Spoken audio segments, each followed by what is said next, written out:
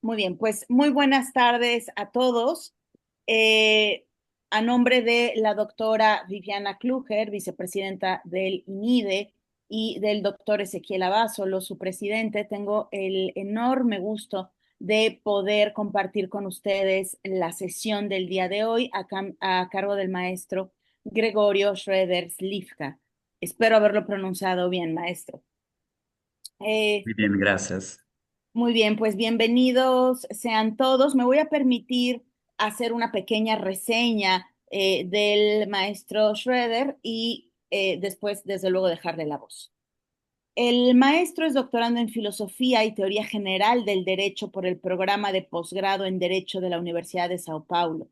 Durante el doctorado fue investigador visitante, fellow, en el Departamento de Historia de la Universidad de Harvard. Es máster en Derecho por el programa de posgrado en Derecho de la Universidad Federal de Río Grande do Sul y es licenciado en Ciencias Jurídicas y Sociales por la misma universidad. Investiga temas de historia y teoría del derecho y su enfoque actual de investigación es la historia de la comunicación jurídica y de los impresos jurídicos, particularmente a través de los libros y los periódicos, que es justamente la temática que abordará el día de hoy. Pues, maestro Slivka, el piso es suyo. Gracias, buenas tardes a todas y todos. Agradezco a la profesora Ana Brisa por la cordial presentación y a la profesora Viviana Kluge, que no ha podido estar aquí hoy por su invitación. Yo estoy muy contento por la oportunidad de presentar mi investigación en el instituto, que tanto admiro. Pero cuando me invitaron, acordé con la profesora Viviana que haría la presentación en portugués. Les agradezco mucho su amabilidad al permitirme dar una charla en portugués y quedo a su disposición para aclarar cualquier duda que pueda surgir en nuestra comunicación. Bueno, pasemos al português, entonces. O título da minha conferência é Rotinização e Profissionalização do Direito nas páginas das Gazetas Jurídicas Brasileiras, circa 1830-1860. Essas são fontes que eu venho trabalhando há alguns meses e sobre as quais ainda estou testando hipóteses interpretativas. Então, é um trabalho em desenvolvimento e vai ser muito bom, na nossa sessão, que eu possa receber críticas, sugestões de vocês, em relação a essas hipóteses que eu vou levantar. Não é a pesquisa da minha tese de doutorado, é uma pesquisa paralela, mas que tem alguns pontos de contato. Bom, a minha fala está estruturada em duas partes. Na primeira, eu vou discutir como essas gazetas que eu estou estudando podem ser compreendidas em relação a outros periódicos, jurídicos ou não, e vou registrar algumas características gerais. E na segunda parte, eu vou apresentar duas questões mais específicas que eu gostaria de discutir a partir dessas gazetas, que são a rotinização e a profissionalização da prática forense. No Brasil, século XIX, meados do século XIX. Eu vou usar slides para facilitar a orientação no que eu estou falando, localizar, mostrar alguns exemplos. Eu espero que ajudem a seguir o argumento, não prejudicar. É, Bom, uma primeira questão é definir o meu objeto, não o que eu chamei abrangentemente de gazetas jurídicas. Eu não quero ser pretensioso demais a ponto de apresentar uma definição abstrata, muito abrangente. Minha preocupação é apenas definir em linhas gerais os impressos que eu estou trabalhando nessa pesquisa e diferenciar de outros impressos que circularam no Brasil no século XIX. O que eu estou chamando de gazeta são periódicos jurídicos muito semelhantes aos jornais, a imprensa periódica, que circularam no Brasil, generalista, e em outras partes do mundo, enfim, da América Latina, no século XIX. Folhas grandes, 4 páginas, texto diagramado em colunas, divididas em seções. Eram periódicos, no caso, as gazetas especificamente, voltados à prática forense. Reproduziam expedientes de tribunais, algumas decisões de tribunais, e às vezes outros documentos oficiais, como legislação ou publicações de órgãos oficiais do governo imperial, a pedidos, principalmente. Nos números, também era possível encontrar artigos de opinião, pareceres de advogados e anúncios, comerciais ou não, em torno da prática forense, mas não necessariamente. A periodicidade varia, em geral, de 2 vezes na semana, a semanal ou quinzenal. Bom, eu tô sendo bastante descritivo aqui, mas eu acho que esse formato não varia muito, em relação a outras partes do mundo. Há coisas parecidas, no mesmo período e anteriores. Acho que encontramos coisas, jornais desse tipo na Argentina, no México, encontramos na Europa, inclusive antes. É, Bom, Na bibliografia sobre periodismo jurídico no Brasil, essas gazetas ainda não foram muito exploradas, o que explica meu interesse nesse momento, mesmo que não sejam objeto direto da minha tese de doutorado. Elas foram abordadas em trabalhos gerais sobre o periodismo no Brasil, como é o caso do livro de Armando Soares de Castro Formiga, ou dos trabalhos, artigos publicados pela professora Mariana de Moraes Silveira, entre outros nomes, mas eu não tenho notícia de algum trabalho que se dedique especificamente a esses periódicos. Bom,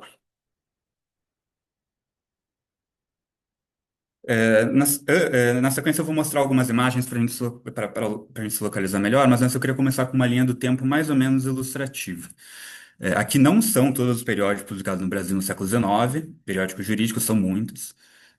Também não são todas as gazetas. Eu coloquei alguns exemplos para facilitar a localização. Bom, há jornais impressos no Brasil desde o início do século XIX, mas a expansão no volume de publicações ocorre sobretudo na década de 1830, então já na década seguinte à independência. Em termos de periodismo jurídico especializado, porém, o primeiro exemplo relevante aparece na década de 1840, tá, com um pontinho verde, a Gazeta dos Tribunais. 1843 a 1846. Até onde eu sei, e a bibliografia sobre periodismo jurídico no Brasil me acompanha, é a primeira Gazeta Jurídica, que começa a ser publicada em 1843 no Rio de Janeiro. Ela estreia uma tendência que sobrevive com outros títulos ao menos até a década de 1860, o que explica o recorte temporal que eu estabeleci. Depois, o formato predominante dos periódicos vai mudar. Bom, as bolinhas verdes no slide, na diapositiva, sinalizam os periódicos que eu selecionei que seguem esse formato. Queria chamar a atenção apenas duas coisas por enquanto. Primeiro, que nós temos vários títulos em sequência e, em geral, de vida curta. Mas eu não acho que isso deva ser motivo de estranheza. Assim, de modo intuitivo mesmo, se nós olharmos para o conjunto do periodismo brasileiro no século XIX, aqui incluindo jornais comuns, enfim, não especializados, provavelmente nós veríamos que a vida curta nas publicações periódicas do século XIX era a regra, não a exceção. Então, esses jornais menores, com uma periodicidade, com uma frequência mais elevada de publicação, tinham uma vida um pouco mais curta normalmente. Não é uma regra, mas, assim, a gente consegue observar essa tendência. E segundo, também em linhas gerais, os títulos não se sobrepõem. Há algumas sobreposições, eu não coloquei elas aqui, mas se sucedem. Eu vou retomar esse tema quando eu entrar no primeiro argumento que eu queria discutir hoje, que é o da rotinização, mas creio que eu posso dizer algo sobre isso agora. Havia uma demanda por esses títulos, e eles cumpriam um papel importante para a prática do direito, seja na corte, no Rio de Janeiro, onde eram publicados a maioria desses periódicos, seja fora dela, nas províncias. O fim de uma iniciativa, por exemplo, a Gazeta Judiciária de 52 e 54, abria espaço para que aparecessem novos periódicos, algumas vezes pelo mesmo editor ou tipografia, outras de modo desvinculado de iniciativas anteriores. E, claro, outros periódicos menos especializados poderiam suprir essa demanda também. Eu coloquei dois exemplos aqui, que eu vou comentar na sequência. Esses títulos que eu listei em cinza servem para comentar algumas diferenças e assim especificar o objeto que vou trabalhar aqui. Eu listei um periódico anterior, da década de 1830, chamado Espelho da Justiça. Mas ele não é bem um periódico jurídico. Talvez fosse. Ele é, na verdade, uma folhinha que circulou por alguns meses entre 1800 e 1830 e 1831 e visava submeter à opinião pública relatos e anedotas do que os editores consideravam abusos ou desvios de conduta por empregados públicos, especialmente juízes, magistrados. Essa folhinha não me interessa diretamente, até porque esse tipo de crítica circulava em outros periódicos também. Eu coloquei algumas anteriores à década de 1860 também, que são a Gazeta Oficial e o Compilador. Esses jornais, na verdade, não eram especializados, não eram periódicos unicamente jurídicos, mas marcam duas tendências que eu queria chamar a atenção. A Gazeta Oficial começa a ser publicada em 1846 e vai até 1848. Além de publicações oficiais, funcionava como um boletim de Estado, mais ou menos. Se publicavam expedientes de tribunais, assim como nas gazetas jurídicas. Isso não acontecia apenas nessa gazeta ou nas gazetas jurídicas. Vários jornais publicavam esses expedientes com dias de julgamento e resultados. Alternadamente, nem sempre vários, enfim. Era uma informação útil para advogados que atuavam na corte, no Rio de Janeiro ou fora dela, em uma conjuntura em que os diários oficiais ainda, em sentido estrito, ainda não eram usuais.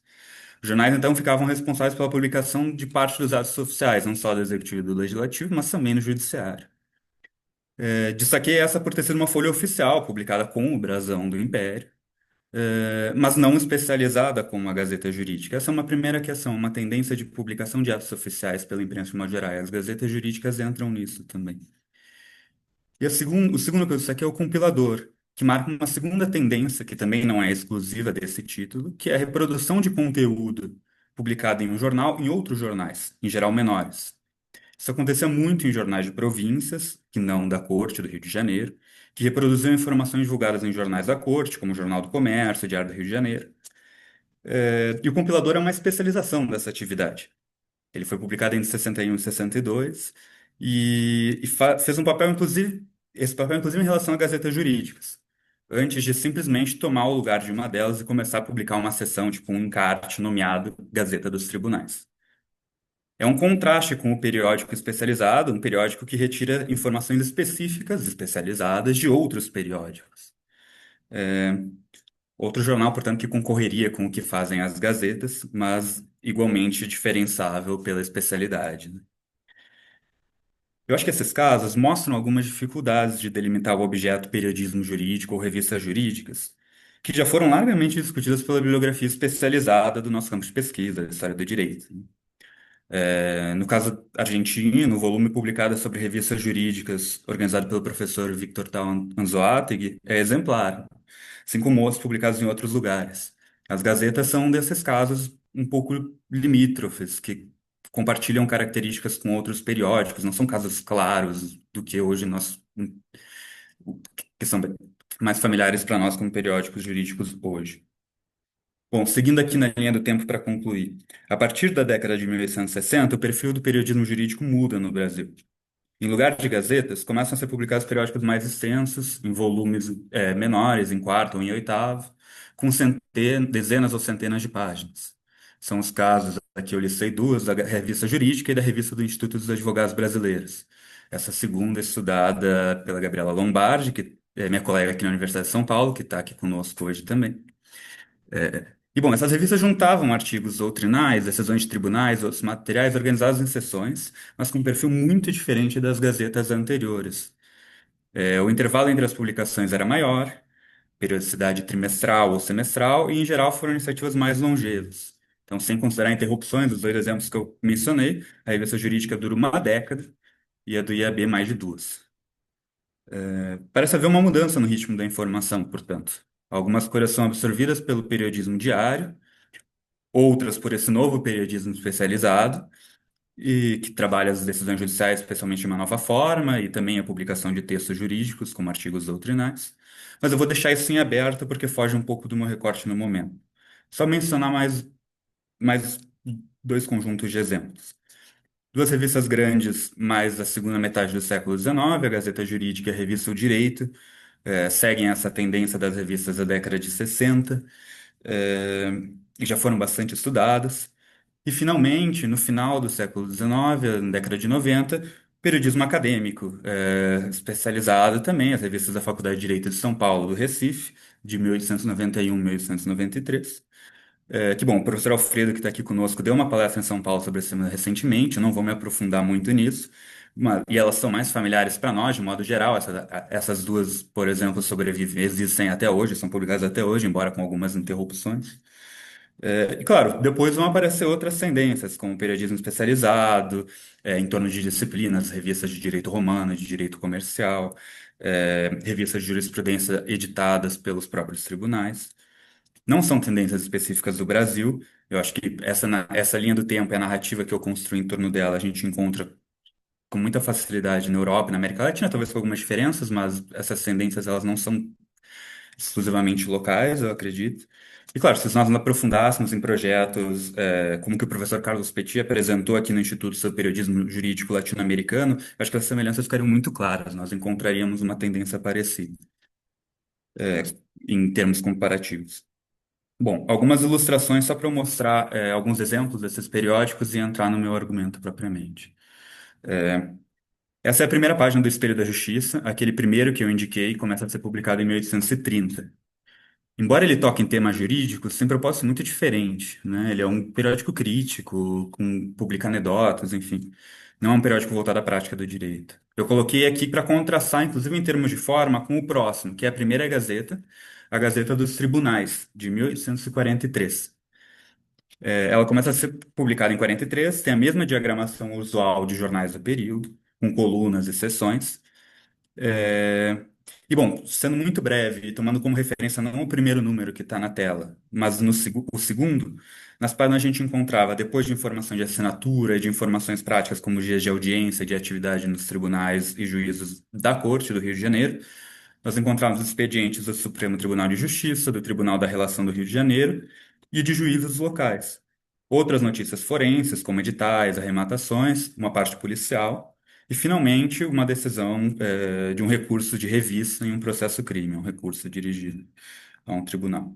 Eram, portanto, informações muito vinculadas à prática forense. E essa é a tendência que vai ser seguida em outras gazetas. Vou passar por outras, essa revista dos tribunais, começa a ser publicada em 1856, aqui também foto do primeiro número. Essa Gazeta Judiciária, de 1861, também primeira página. Não vou nos cansar com descrições pormenorizadas, mas o formato varia um pouco, mas não muito. Então, são sessões, organizadas em colunas e temas mais ou menos próximos. Claro, algumas diferenças entre iniciativas diferentes, mas não significativas. Só para fazer um contraste, essa aqui é uma revista mais familiar para nós, que eu coloquei na minha linha do tempo, a revista Jurídica. Aqui, os números 2 e 3 de 1863. Eu juntei um sumário desse volume para dar uma ideia da diferença radical, não? Então, uma parte, uma seção chamada Doutrina, que engloba uma seção teórica e outra prática, com opiniões jurídicas. Outra chamada Jurisprudência, com decisões de tribunais, nesse caso aqui do Supremo Tribunal de Justiça do Império do Brasil, e uma última chamada Bibliografia, com revisões bibliográficas. Claramente muito diferente das gavetas, um volume longo, eu coloquei a primeira página da seção de doutrina, em formato também completamente diferente. E outra que eu mencionei também, esse é um periódico super estudado, durou algumas décadas, no final do século XIX, início do século XX, que é O Direito. E essa também dá para ver que o formato é completamente diferente. Eu não tenho o índice dela para apresentar, o sumário, mas ela publica basicamente seções de doutrina, legislação e jurisprudência. Também de forma extensa, são volumes longos, enfim. Bom, aqui vão uma síntese de algumas características que eu mencionei até agora, das gazetas, e algumas questões novas. Bom, primeiro, dirigidas à prática forense, não ao debate teórico ou acadêmico. Então, a dinâmica comunicativa era majoritariamente unidirecional. O periódico reproduz informações úteis à prática, que são então apropriadas na própria prática dos destinatários, nos receptores desses jornais. Até é possível encontrar publicação de texto de opinião ou a pedido nos títulos que eu estudei, mas dificilmente como debates, em que há intervenções em sequência ou algo do tipo. Segundo, elas geralmente eram editadas por advogados. Só para destacar duas das que coloquei aqui. Isso é importante porque várias dessas gazetas eram editadas, em alguma medida, patrocinadas por advogados, que as utilizavam também como ferramenta de divulgação do seu próprio trabalho. A revista não deixava de ser um instrumento de propaganda do redator, que patrocinava a própria existência do periódico. Depois dessa introdução, ficou um pouquinho longa, mas eu achei que seria importante fazer. Eu passo agora o que eu queria discutir de específico nessas gazetas, que são duas tendências: rotinização e profissionalização. Primeiro, a rotinização. O que eu estou chamando, sem grandes pretensões teóricas de rotinização, é tornar usual, corriqueiro, normalizar, criar e representar hábitos. Aqui, eu sou preocupado especialmente com operações de seleção, tomada de notas, seleção de materiais, tomada de notas, coleção e organização de documentos e de informação. É, a partir dessa prática, desses impressos, as gazetas. Eu tomo essas categorias de uma leitura relativamente livre de referências à história do conhecimento, né, sobretudo da professora Anne Blair. Evidentemente, a rotinização toca em outros temas relacionados à materialidade do conhecimento e da prática do direito.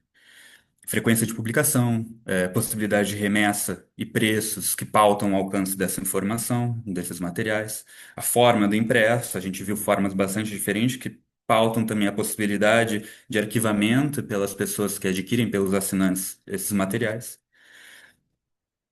E acho que essas questões são importantes, porque, como eu chamei a atenção antes, os periódicos concorrentes podiam suprir as necessidades de práticos do direito para fins de contato com o expediente, agenda dos tribunais ou com os resultados de decisões, como era o caso do Diário do Rio de Janeiro, o Jornal do Comércio e outros grandes jornais publicados no século XIX no Brasil.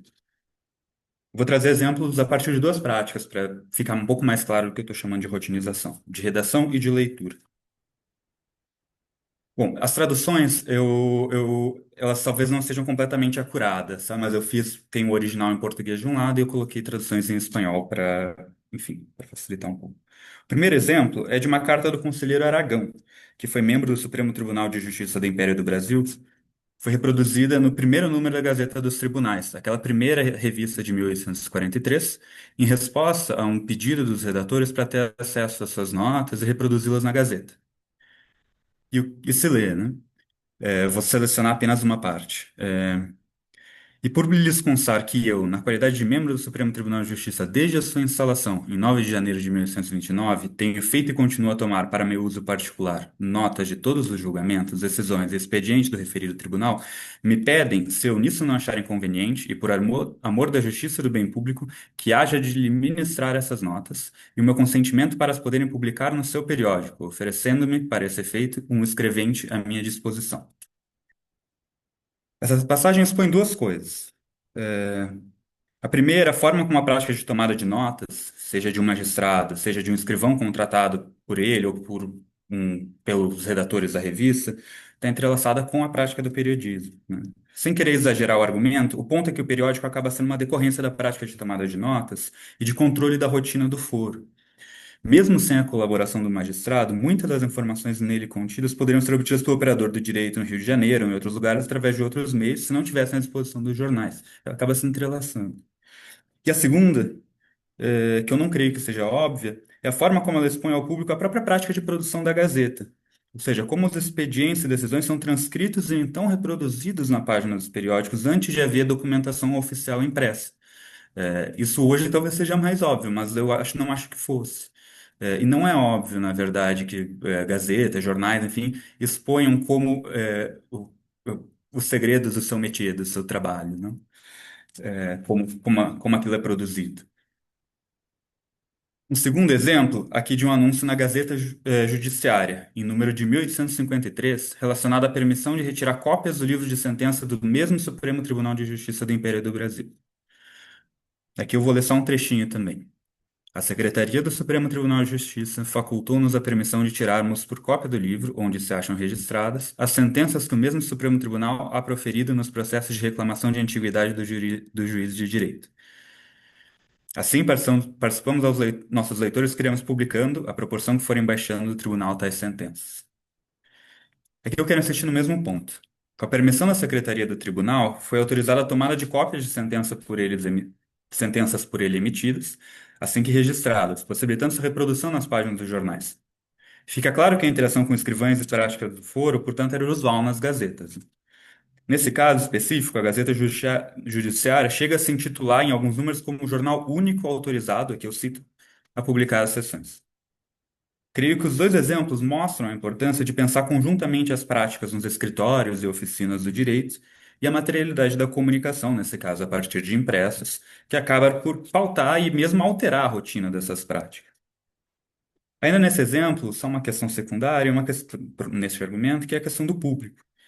Como nesses procedimentos os magistrados eram interessados, presume-se por essa passagem que os juízes de fato assinavam a Gazeta. Informação que é útil por si só, né? Por isso, os redatores dizem querer se fazer úteis a seus assinantes através da publicação dessas decisões, que sairiam antes da notícia pelos trâmites usuais para conhecimento da decisão pelas partes interessadas. O terceiro exemplo que selecionei diz respeito às mudanças nas práticas de outra ponta, dos destinatários das gazetas. O primeiro é retirado da Nova Gazeta dos Tribunais, em número de 1151.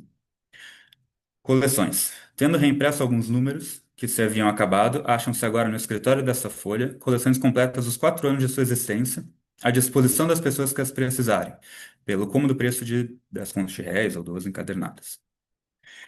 Essas coleções explicitam uma prática de arquivamento de exemplares para fins de referência posterior, de modo análogo ao propósito de coleção que repertórios de jurisprudência como o de Mafra, que é citado na passagem de embaixo, ou que revistas anteriores, posteriores, mais robustas, como as outras que eu mostrei antes, o Direito, a Gazeta Jurídica, vieram a fazer. Essas coleções explicitam uma prática de arquivamento de exemplares para fim de referência posterior. Logo abaixo, eu dou um exemplo desse uso. A Gazeta dos Tribunais sendo citada em um livro de prática ao lado do repertório de jurisprudência de Mafra, que é um livro bastante conhecido. Esses impressos, ao reproduzir documentos como decisões judiciais, permitem que fontes passem a existir materialmente, que possam ser selecionadas, arquivadas, anotadas e reutilizadas. Para além da prática, daquela prática localizada, da prática das oficinas, né? Creio que as gazetas são pioneiras nisso no Brasil. Não no sentido de arquivar, porque as práticas de tomada de notas, né, precedem muito, mas em outro sentido, né? Colegas historiadores que frequentam acervos de livros de jurídica do século XIX, no Brasil e em outros lugares, e anteriores ao século XIX também, já devem ter se deparado com livros com notas manuscritas que façam remissão a outros materiais, ou mesmo contendo recorte de jornais, comuns ou especializados, como essas gazetas jurídicas, ficam guardadas entre as folhas de alguns livros em algumas bibliotecas que conservam esses materiais ainda. E é nesse ponto que eu acho que elas são pioneiras, não nesse primeiro de tomada de nota, já que essa prática de marginal é uma prática antiquíssima, mas no sentido de reproduzir e difundir para além de um uso pessoal ou local. Então, desenvolve-se uma prática de arquivamento e de tomada de notas dependente do ritmo de publicação de uma referência comum, nesse caso, as gazetas. É, e como são impressos, bom, tem uma função que é a redundância, né? Todos os exemplares são presumidos iguais, então é uma referência comum, periódica, que pode ser consultada. Aqui eu digo, especialmente sobre as decisões dos tribunais, eu acho que elas permitem seu uso mesmo como fonte de direito, o que nós vamos conhecer posteriormente no Brasil como jurisprudência dos tribunais. É essa prática de arquivamento, de tomada de notas e de registro e reprodução por impressos que eu creio que permite que essas fontes sejam usadas e eventualmente sejam assim chamadas. Essa sugestão foi dada no contexto francês pelo professor Jean-Louis Halperin, e eu acho que ela vale igualmente para o caso brasileiro, o papel dos impressos, puxando o uso de a citação de decisões de tribunais. Uma outra nota que eu queria puxar dessa passagem, apenas para dar uma dimensão do alcance e projeção desses periódicos. Nesse mesmo número da Gazeta, de 1851, o número 198, chega-se a falar da remessa de mais de 2.000 exemplares para as províncias, ou seja, para além do Rio de Janeiro. É um volume muito considerável para o período, então é um periódico que tem um alcance muito grande. Bom, passo ao segundo tópico dessa segunda parte, a questão da profissionalização. Aqui eu vou retomar algumas das características gerais que eu mencionei antes. Para a profissionalização, na mesma linha da rotinização, adoto uma ideia também sem grandes pretensões teóricas. Profissionalização como distinção, diferenciação. Nesse caso, advogados formados, bacharéis em direito, em relação a outros profissionais atuantes no foro. Aqui a expressão é bastante livre, em um autor brasileiro, professor Edmundo Campos Coelho. Eu vou chamar a atenção rapidamente a duas coisas dessa lista. A primeira é que várias gazetas são iniciativa de advogados, algo que eu já havia mencionado, e se conectam com suas práticas profissionais específicas e especializadas para além da redação dos periódicos. E o intuito, claro, de promoção pessoal, que eu vou mostrar na sequência. E a segunda, a distinção em relação a periódicos gerais, que portam informações semelhantes. E a utilidade que podem ter para aumentar o alcance dessa informação especializada.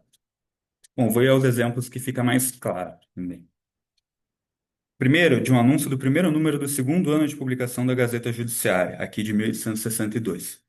O tema é a importância de continuar a publicar as atas e distribuições dos tribunais da Corte do Rio de Janeiro. Aqui eu cito. Além das matérias de sua especialidade, continuarão a ser publicados, sob o título Revista dos Tribunais, os extratos das atas e distribuições dos tribunais da Corte, unicamente para satisfazer ao pedido dos senhores assinantes das províncias, que trazem negócios pendentes, apesar de reconhecer o redator que, não sendo a Gazeta Judiciária uma folha diária, pouco aproveitam ao uso da corte tais publicações, que são regularmente feitas pelo Diário do Rio de Janeiro no dia seguinte ao que tem lugar as sessões. O redator parte da premissa de que a Gazeta está bem diferenciada de jornais generalistas, como o Diário do Rio de Janeiro, mas indica que em alguns momentos ele se sobrepõe, sobretudo para pessoas que, residentes no Rio de Janeiro, assinam as duas folhas. Daí o sentido, uma folha diferenciada serve também para aumentar o alcance da informação para fins profissionais, então para além do Rio de Janeiro, nesse caso. Um segundo tema. Nesse slide, eu apresento um exemplo das consultas que eram remetidas para as redações das gazetas. Prática essa que se repete em outras gazetas com muita frequência. Nesse caso, a consulta, eu não vou citar diretamente, mas a consulta diz respeito à possibilidade, à atuação de advogados provisionados, rábulas, que são pessoas que não têm título de bacharel em direito, no entanto, exercem atividades forenses, principalmente em lugares que não tinham advogados formados atuantes. Após essas questões, esses quesitos, segue a resposta e o parecer firmado, então, por uns redatores do periódico. O importante aqui é a expectativa com a resposta, e aqui eu cito, que prestaria um grande serviço à administração da justiça em algumas vilas do interior, provavelmente desprovidas de advogados. As consultas à Gazeta, portanto, funcionavam como uma espécie de instrumento de autorização, bom, ao mesmo tempo de difusão, mas de autorização. E, novamente, diferenciação, né? Encontra-se aqui uma opinião profissional, que não se encontraria em periódicos que, mesmo que pudessem receber cartas e coisas do tipo, não teriam um profissional especializado para responder. Claro, aqui o exemplo também é interessante pelo tema, né? Já que eu associei a profissionalização à distinção em relação a rábulas solicitadoras e similares, os quesitos são justamente sobre esse tema. Bom, aqui, por fim, vários exemplos de anúncios de serviços de advocacia oferecidos pelos próprios redatores das gazetas. Aqui de três diversas, que eu selecionei ao acaso: a Revista dos Tribunais, a Crônica do Foro e a Gazeta Judiciária, 56, 59 e 62. Em alguns exemplares, é possível encontrar inclusive a tabela completa com os preços dos serviços desses advogados. E esse espaço era usado por outros advogados também atuantes não só na corte, no Rio de Janeiro, mas também nas províncias. Que, bom, é claro, a questão da promoção pessoal era central, né? Bom, assim eu vou encerrar os exemplos em torno da temática da profissionalização, porque meu tempo está no fim também, e a minha conclusão. Com essa apresentação, eu tentei propor uma forma de acessar a prática do direito a partir de sua materialidade, neste caso, a relação entre a prática forense e a apresentação em impresso. Eu creio que as gazetas são objetos privilegiados para pensar as condições para conhecer o direito, ou da sua prática, em meados do século XIX, no Brasil, embora não só. Me fala, eu quis propor dois temas para discutir, para começar essa discussão, a rotinização e a profissionalização, que creio que são dois temas centrais no período que eu estudei. São duas tendências, uma delas de mudança das rotinas do foro de publicação, e a outra uma tendência nova, que seria a profissionalização. Uma tendência de discussão na metade do século XIX. Bom, estou ansioso para ouvir as críticas ou os comentários, e aproveito também para deixar meu contato aqui no slide. Muito obrigado, muchas gracias. Muy bien, muchísimas gracias, Gregorio. Has sido muy puntual, muy claro en este recorrido. Y antes de abrir el foro a las preguntas, yo, abusando del uso del micrófono que ya tengo, quisiera hacer dos preguntas. La primera de ellas, no sé si nos pudieras explicar o desde tu consideración, ¿qué ocurrió en este periodo de análisis que provocó esta proliferación de revistas jurídicas? ¿Qué fue lo que fomentó o qué hechos históricos fomentaron esta aparición de revistas de naturaleza jurídica? Y lo segundo me surgía cuando explicabas, por ejemplo, los abogados postulantes que ofrecían a sus propios escribanos para hacer el trabajo de transcripción. ¿Quién pagaba por estas revistas? ¿Quién proporcionaba los recursos que permitían que las revistas pudieran ser editadas? Si es que tienes los datos de esas revistas. Serían mis dos preguntas. Acontece imediatamente? Eh, Abro Ou si no, recolhemos? una primera ronda. ¿Quién más quisiera o tuviese algún comentario o pregunta? Sí, por favor, Alfredo Tapia. Hola, gusto de verte otra vez. Ah, bueno, estupendo. Felicito al ponente. Tengo dos inquietudes. Em, Dentro del trabajo de análisis que ha hecho, he visto que ha tomado muy en cuenta la idea de un periodismo jurídico, ¿no? Quisiera que pudiera explicar un poco a qué se refiere exactamente con este periodismo jurídico y si se distingue en algo de lo que podría entenderse como un periodismo más amplio o general. Y lo segundo es si ha podido ver en sus pesquisas si las publicaciones que habían en otros periódicos sobre temas legales o de interés del foro competían o dialogaban con lo publicado en estas revistas o gacetas jurídicas especializadas. Muchas gracias. Gracias, Alfredo. No sé si alguien más tú quisieras formular alguna pregunta o hacer algún comentario sobre la exposición de Gregorio. Bueno, nada, pues si quieres, Gregorio, damos respuesta a estas dos cuestiones y vemos si alguien más se anima. Bom, muito obrigado pelas duas perguntas. Bom, primeiro, bom, tentar explicar a proliferação de revistas nesse período.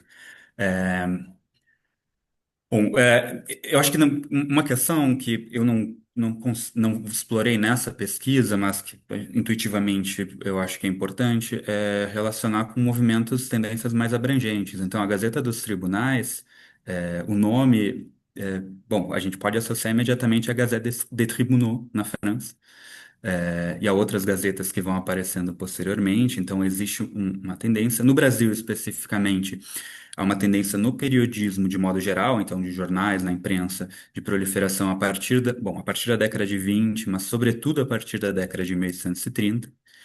Eu não sei explicar por que só em 40. Essa é uma questão que aparece, inclusive, na apresentação da Gazeta dos Tribunais de 1843, sobre, bom, por que esse é o primeiro periódico? Não? Por que que nós não tivemos iniciativas anteriores? Claro, isso é uma forma de apresentar o periódico, de elogiar o próprio trabalho, mas eu creio que há uma tendência associada a um movimento mais geral no periodismo, na imprensa de modo geral, e as gazetas entram nisso, se inspirando em iniciativas estrangeiras. E eu acho que o título homônimo é um caso, é um bom argumento para isso, mas as referências que são feitas a outros periódicos que têm papel similar em Portugal, no início do século XIX, na França, no final do século XVIII, também seriam um caminho.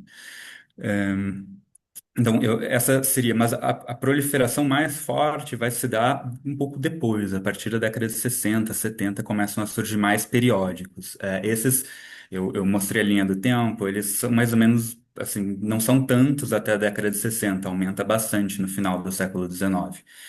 E aí eu acho que bom, uma outra explicação importante, não? As faculdades de Direito no Império do Brasil são fundadas na década de 20, 1820.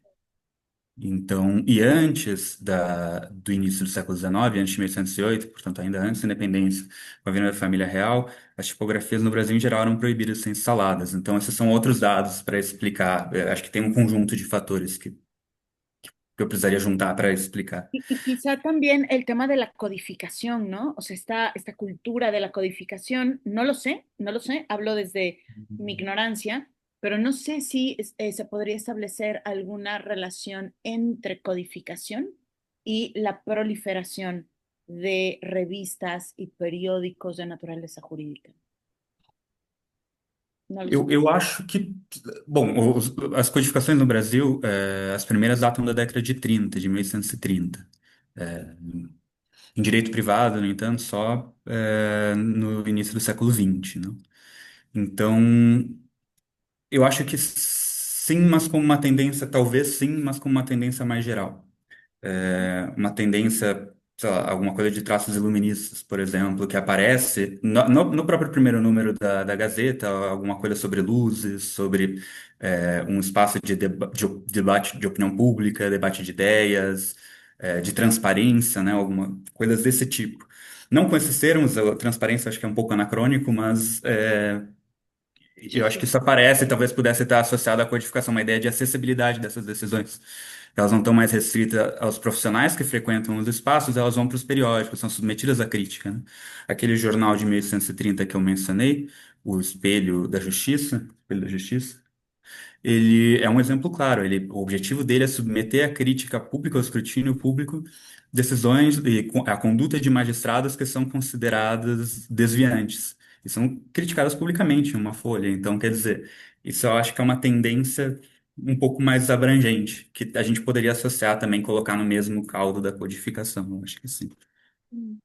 A segunda pergunta, quem pagava por essas revistas? Bom, essas revistas elas podiam ser assinadas. Mas em várias delas, então, eram jornais que eram assinados como se fossem jornais comuns, eram feitos por assinaturas. Mas em geral elas não tinham assim, pelo menos os redatores diziam não ter objetivo de lucro. O objetivo das assinaturas era só cobrir o custo de publicação. Isso era o que eles diziam, tá? É, Algumas eram mantidas, inclusive, eram subsidiadas pelos próprios advogados, pelos redatores. Aí se junta isso com a questão da propaganda pessoal. Era um advogado específico, atuante na corte, que usava o periódico como tipo, uma forma de promoção pessoal. Então ele manter aquele periódico circulando, ele fazia propaganda dos seus próprios serviços. Então ele mesmo, às vezes, subsidiava o funcionamento do periódico e juntava isso às assinaturas. Eu encontrei casos também de advogados que enviavam para os seus clientes cópias das gazetas sem cobrar, as pessoas que contratavam esses advogados. Eu acho que em um caso só, enfim. Mas o pagamento, em suma, por assinaturas. Mas a vida curta mostra que não era um projeto super bem organizado e super bem financiado. Eram periódicos que duravam 3, 4 anos e eram encerrados, em geral, por questões financeiras, problemas de demanda, enfim. Sobre as outras duas questões. Bom, a ideia de um periodismo jurídico e a distinção de periódicos genéricos. Eu só pincelei isso no início na minha introdução, e eu acho que é uma questão muito difícil, na verdade. É, Muito debatida, não na bibliografia que estuda revistas jurídicas, periodismo jurídico, a questão de como a gente diferencia. Porque é isso, publicar expedientes, atas de tribunais, é algo que vários periódicos fizeram, não só periódicos especializados. Essas gazetas, eu acho que são um caso limítrofe. Elas fazem isso que outros periódicos fazem, mas se dizem especializadas. Eu não sei se a adjetivação nos basta, no entanto, a autoadjetivação. Eu sou uma revista jurídica, eu sou uma gazeta dos tribunais, eu sou, enfim. Eu acho difícil fazer essa delimitação. Eu tentei fazer pelo meu objeto, então agrupei um conjunto de periódicos que claramente é muito parecido. Eles são periódicos especializados e eu distingo de outros que não se assumem especializados e de fato não são. Mas eu não sei se eu consigo propor um critério mais abrangente que consiga atender. E esse é um desafio, eu acho. Se nós pegarmos um projeto como o do professor Carlos Petit para estudar revistas jurídicas na América Latina, um dos grandes desafios é esse, definir o que é e o que não é. Publica a legislação como um boletim de estado, um diário oficial. Isso faz de um periódico jurídico? Provavelmente não. Mas publica decisões de tribunais. Bom, agora tem um pouco mais de chance. Eu acho que essas são formas, né? O público talvez fosse, mas não sei também. É, Quería, disculpa la interrupción. Hay un problema porque eh, abogado es carrera, profesión, eh, y va por universidad y tiene examen. En el siglo XIX, temprano o tardío, no existe una profesión de una carrera de periodista, se hace en la práctica, ¿no? Entonces, sin embargo, acá en Perú hay un famoso abogado, Manuel Antonio Fuentes, que es muy prolífico, autor de libros y compilación, pero sobre todo es un gran periodista. Él utiliza los periódicos propios y ajenos, porque llega a publicar bastante, llega a coleccionar sus artículos, pero sus artículos inciden en temas de diferente tipo y usa su conocimiento legal para eso, pero ve varios tipos de problemas no legales. Entonces, en Perú es un ejemplo de un tipo de periodismo muy agudo, hecho por un profesional del derecho, que además tiene mucha influencia desde el punto de vista de la doctrina nacional. Les recomiendo, además escribe novelas, cuentos, es muy prolífico literariamente, podría ser un gran punto de apoyo porque entiendo que no hay muchos temas peruanos que están insertos en este gran desarrollo historiográfico que hay ahora en todo el continente americano. Podría ser él un gran personaje para compararlo con lo que sucede en Brasil, en México, Argentina y bueno, otros grandes países u otros no tan importantes, pero que historiográficamente tienen mucho más desarrollo que el peruano. Perú tiene a pesar de grandes notables, hemos tenido una presentación la semana pasada donde se ha aclarado por miembros importantes de Perú de que la geografía jurídica peruana no está tan desarrollada como ocurre en Brasil, México claramente y Argentina, por decir algo, ¿no? Porque Chile y Colombia también. Entonces, pediría por favor su interés en Perú. Gracias.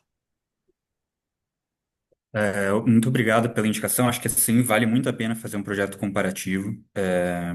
Acho que no Brasil, bom, a Faculdade de Direito de São Paulo, bom, as faculdades de Direito foram representadas por um tipo de bacharelismo liberal na historiografia. A expressão bacharelismo liberal remete a essas pessoas formadas em direito, bacharéis em direito, que exerciam uma série de outras atividades na política, nos jornais, assim por diante. Então, a adjetivação do redator, de fato, não nos ajuda a definir um periódico como jurídico, porque muitas das pessoas que trabalhavam com periódicos no Brasil no século XIX eram formadas em direito. Então existe essa questão. Alguns historiadores brincam que a faculdade de Direito formava mais jornalistas e políticos do que advogados. É uma brincadeira, é claro, a Faculdade de Direito de São Paulo, mas é uma questão, né? No Brasil também, eu acho que fazer algo isso de modo comparado seria interessantíssimo. E a segunda questão, né, era sobre as publicações que competiam com essas especializadas, não? Na minha linha do tempo eu tinha mencionado duas, né? Uma Gazeta Oficial, que foi uma espécie de boletim de estado, de vida curta, depois há um Diário Oficial, que vai ter uma vida um pouco mais longa, quer dizer, bastante mais longa. Mas existiam esses jornais que faziam um papel mais ou menos de compilação, não? Então, jornais que tinham informações sobre o expediente, publicavam atas do foro, dos tribunais, mas que não faziam só isso. E eles competiam, de fato, com os jornais, os periódicos especializados. Isso aparece em algumas páginas, por exemplo, quando um dos que eu mencionei, o compilador é lançado, se não me engano, no início da década de 50, as outras duas revistas discutem em suas páginas se elas não estão sendo canibalizadas pelo compilador, porque como o compilador publica o que elas publicam também, elas vão desaparecer. Só que aí o compilador não tem mais o que compilar também. E de fato é o que ocorre. Quando uma delas fecha, o compilador faz um encarte que funciona como uma gazeta jurídica que se torna uma atividade do próprio periódico. Então, isso acontece, existe esse caso. Um outro que eu acho que eu coloquei uma citação sobre como o Diário do Rio de Janeiro ocupa o papel que as gazetas ocupavam na década de 60 já. E como isso também é uma competição. Então, no Rio de Janeiro, não precisaria publicar as atas expedientes, porque o Diário do Rio de Janeiro já publica. Mas para os advogados das províncias que não assinam o Diário do Rio de Janeiro, a Gazeta é útil, porque a Gazeta traz essas informações. Então, informações sobre quais decisões foram tomadas, decidiu a favor de quem, assim por diante. Então, e chegam antes de comunicações oficiais, não é? Como apareceu em uma das citações que eu mencionei. Então, eu acho que por aí existe sim uma competição, mas elas se acomodam. Bom, na década de 60, quando surgem esses periódicos maiores, a tendência muda, né? E aí talvez aconteça justamente isso. Esses periódicos generalistas cumprem um papel e os periódicos mais especializados vão cumprir um bastante diferente. Eu diria por aí, eu não quero ir muito além da década de 60, porque eu corro o risco de eu falar alguma imprecisão. Mas obrigado pelas questões.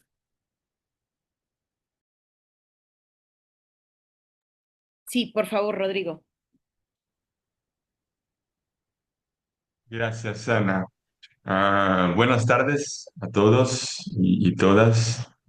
Feliz de encontrar rostros de personas conocidas y a los demás que no conozco un saludo. Bueno, por ya conocer Gregorio, le haré mis preguntas en portugués, pero igual puedo aclarar si se hace caso en español. Gregório, adorei mesmo. fiquei muito intrigado com algumas coisas e queria colocar aqui. Concordo com o teu argumento com relação à dimensão operativa.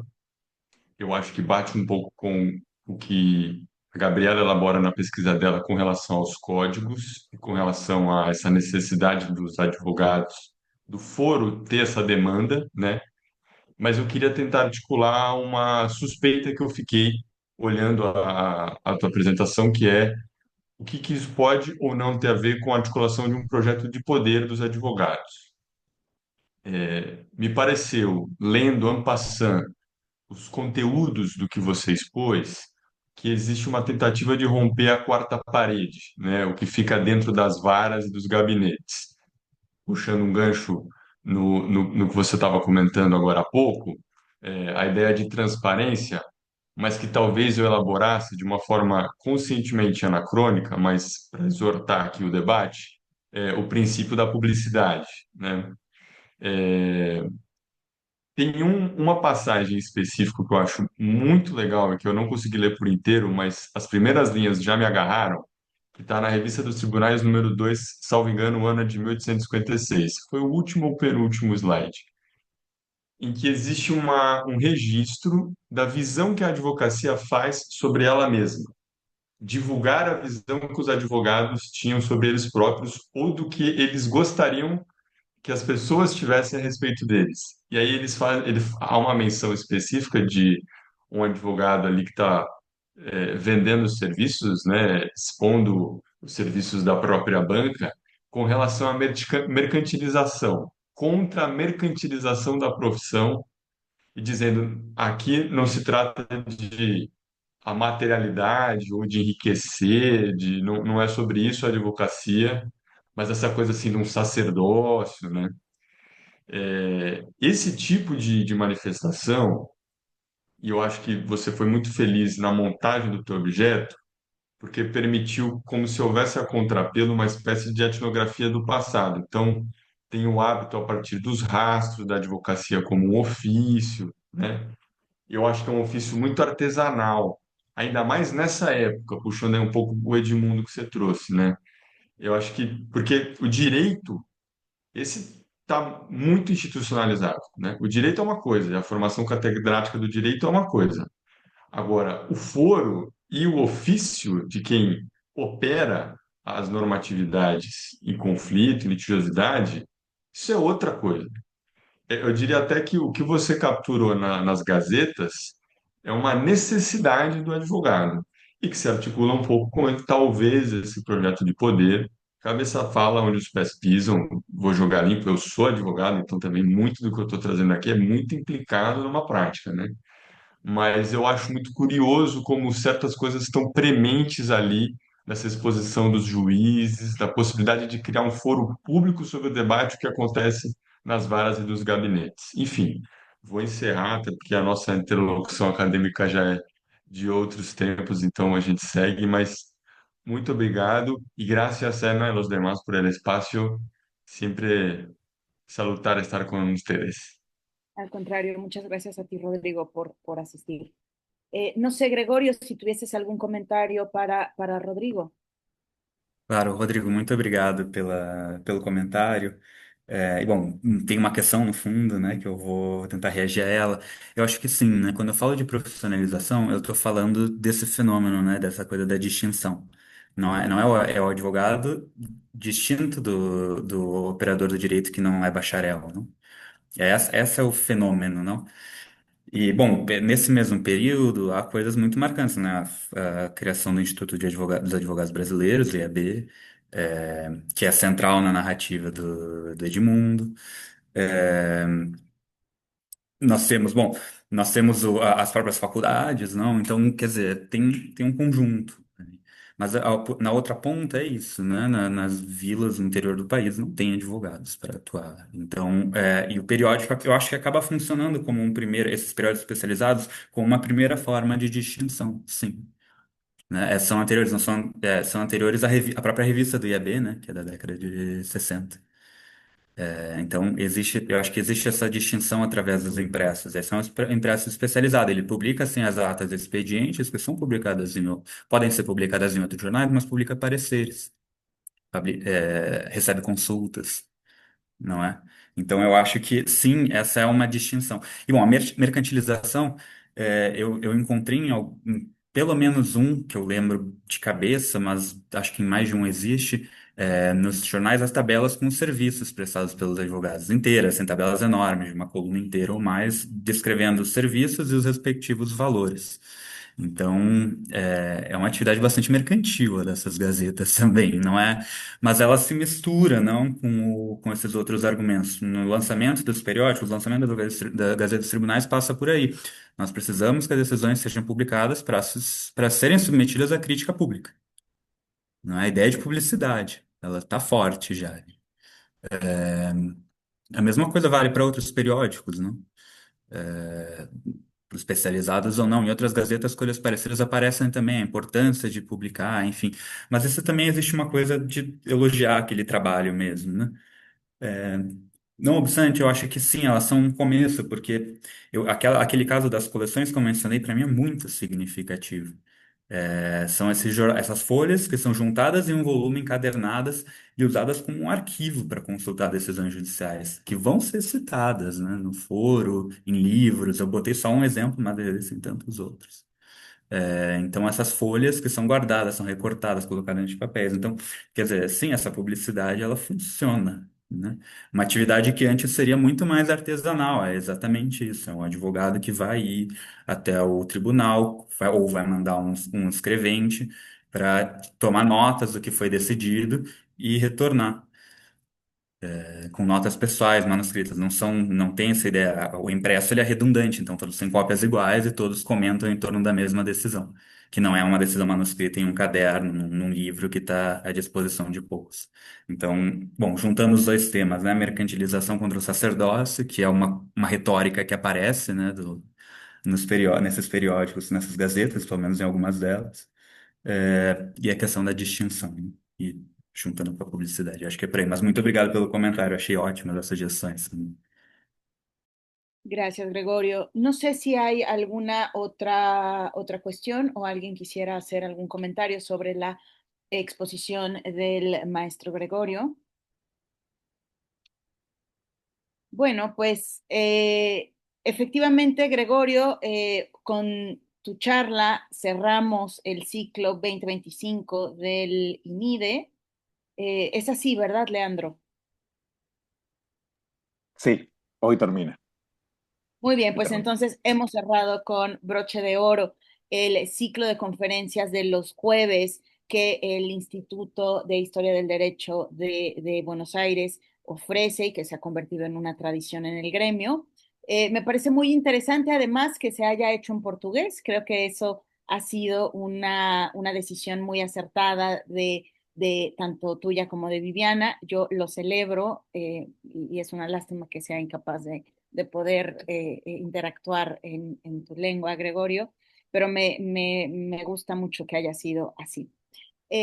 Bueno, pues por favor manténganse todos conectados a las redes sociales del instituto, en donde podrán encontrar las charlas de todo el año subido en el canal de YouTube y en Facebook estará subido el calendario 2026 próximamente para que también puedan consultar cuáles son los temas que se van a abordar.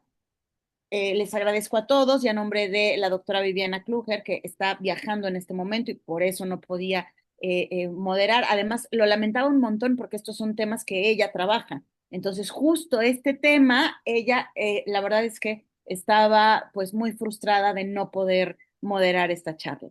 Yo agradezco la deferencia de poder haberlo hecho en su nombre y pues tengan todos muy buena tarde. Gracias, Leandro. Bueno, muchísimas gracias a todos. Gracias por habernos Muchas acompañado gracias. durante este año y nos vemos el año que viene con nuevas actividades. Así es, Felicidades, feliz año nuevo. así es, feliz todo. Felices fiestas. Chao, gracias. Hasta luego. Adiós, gracias.